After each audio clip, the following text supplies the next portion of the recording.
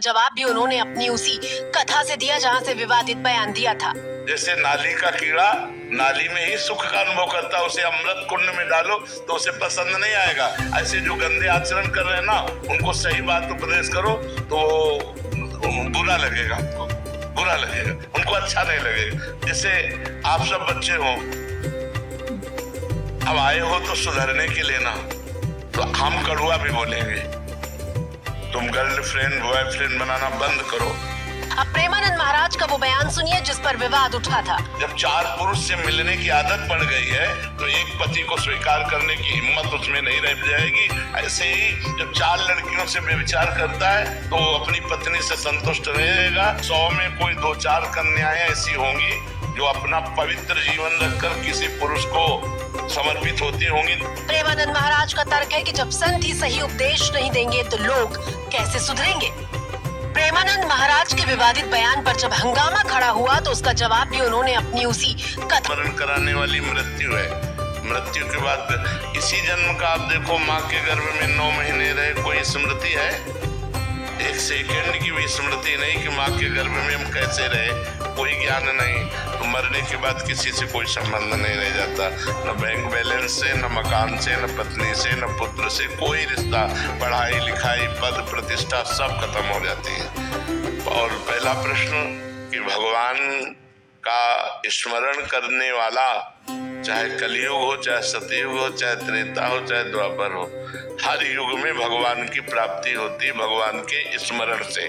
यस्य स्मरण मात्रेण जन्म संसार बंधनात् विमुच्यते नमस्तस्मै विष्णुवे प्रभु विष्णुवे। भगवान का स्मरण ही इस जन्म संसार चक्र का नाश करता है। चाहे जो युग हो, चाहे ध्यान के द्वारा, चाहे यज्ञ के द्वारा, उतर ही पारा। भगवान का नाम निरंतर चल रहा है और सारे कर्म तदर्पिता अखिलाचारिता तद्विस्मरणेन परम व्याकुलतेति। समस्त आचरण भगवान को समर्पित हो, अर्थात अच्छे आचरण हो और नाम जप हो, इसी से भगवत प्राप्ति हो जाएगी। पर है बहुत कठिन, कहने को सरल है बहुत कठिन। इतना हमारे मानसिक चिंतन में गंदगी फैल चुकी है, बाहरी तो है ही, अंदर इतनी गंदगी फैल चुकी है कि भगवान और भगवान के भजन में मन लगना बहुत कठिन हो गया है। आप देखो, फिल्म देखो तो मन चंचल नहीं होगा, लेकिन माला लेके बैठो फिर देखो मन की चाल पूरे संसार में घूमेगा। पाठ करो तो समझ में नहीं आएगा, भाग जाएगा संसार में। बड़ा मलिन हो चुका है मन।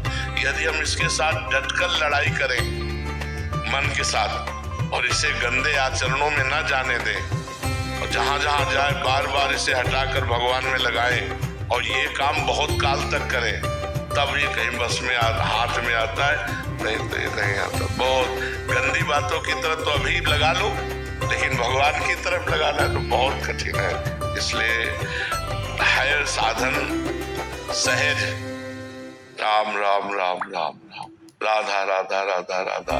पर यही हम नहीं कह सकते, अगर ये कह लिया तो पार कर गए। कृतयुगे ध्यायति विष्णु त्रेतायाम यजते मखई द्वापरे परिचर्यायाम कलो तद्धरि कीर्तनात्। कलो नास्तेव नास्तेव नास्तेव गति अन्यथा हरिर्नामयो हरिर्नामयो हरिर्नामयो केवलम।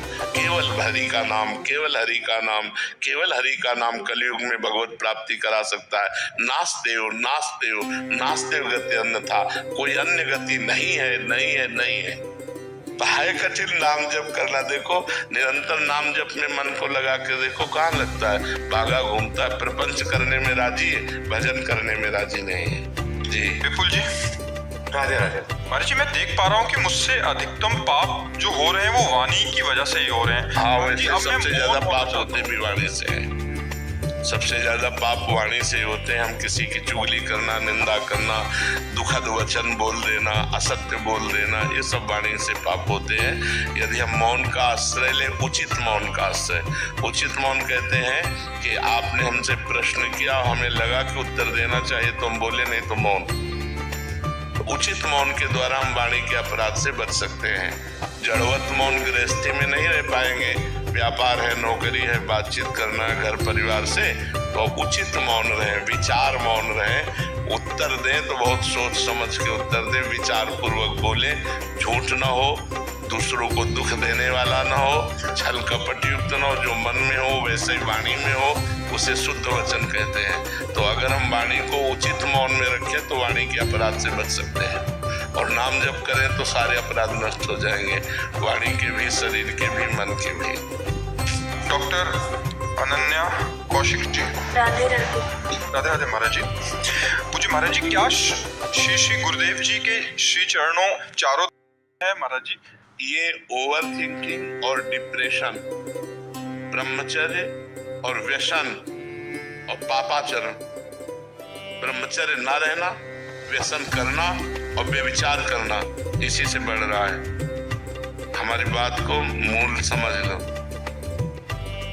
प्रसन्नता का रहस्य पॉजिटिव चिंतन, पॉजिटिव चिंतन का रहस्य शास्त्र सम्मत आचरण, भगवान का चिंतन, पवित्र भोजन, तो हृदय प्रसन्न रहता है।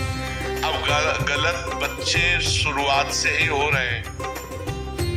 बहुत कम समाज में वैसे व्यक्ति रह गए हैं जो अपने को नशे से बचा ले, अपने को बेविचार से बचा ले, अपने को गंदी बातों से बचा ले। अब 12-14 वर्ष का लड़का स्मार्टफोन है, अब वो सब जानकारियां हैं। अब गंदी फिल्में देखना, गंदे सीरियल देखना, गंदी बातें देखना, तो दिमाग में गंदगी आ रही है। हमारा जब ब्रह्मचर्य निकल जाता है तो हमारी स्मृति शक्ति लो हो जाती है और निगेटिव चिंतन बढ़ने लगता है।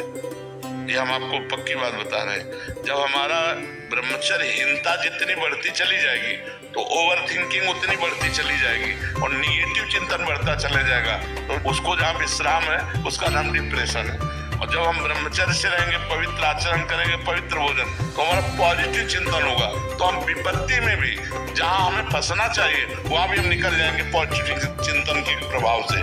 तो आज जो हमारा समाज है ये समझना नहीं चाहता कि ब्रह्मचर्य क्या है, व्यसन रहित जीवन क्या है, पवित्र जीवन क्या है।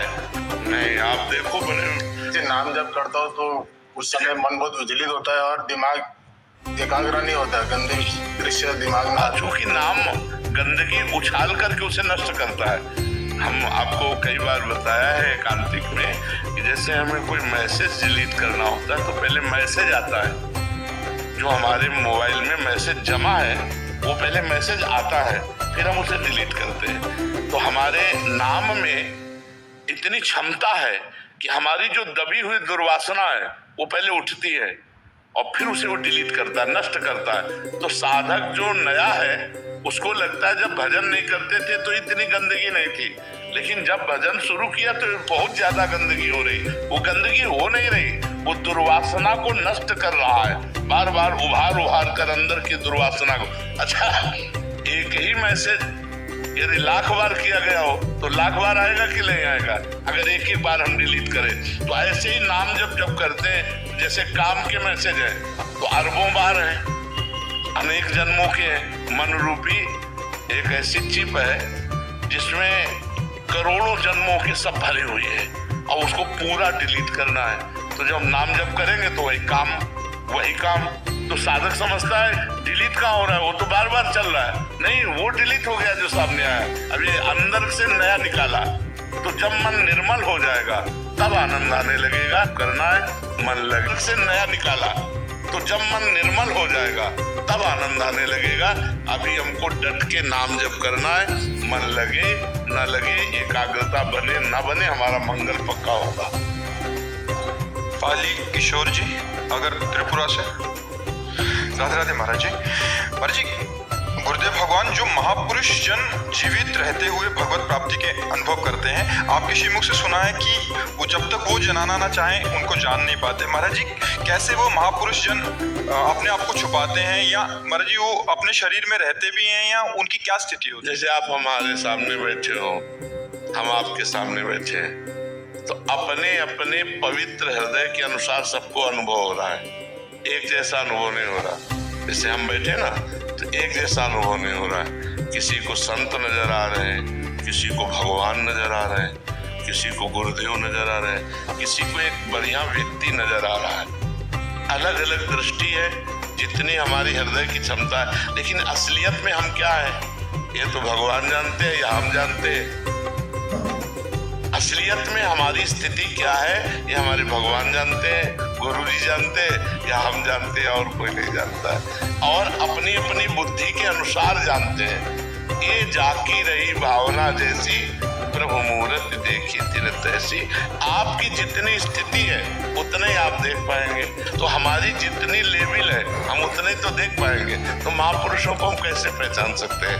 जब तक स्वयं में स्थिति नहीं होगी तब तक हम संतों को बाहरी किसी लक्षण से नहीं पहचान सकते। हो सकता है पाखंड को संत मान ले, संतों को पाखंड मान ले।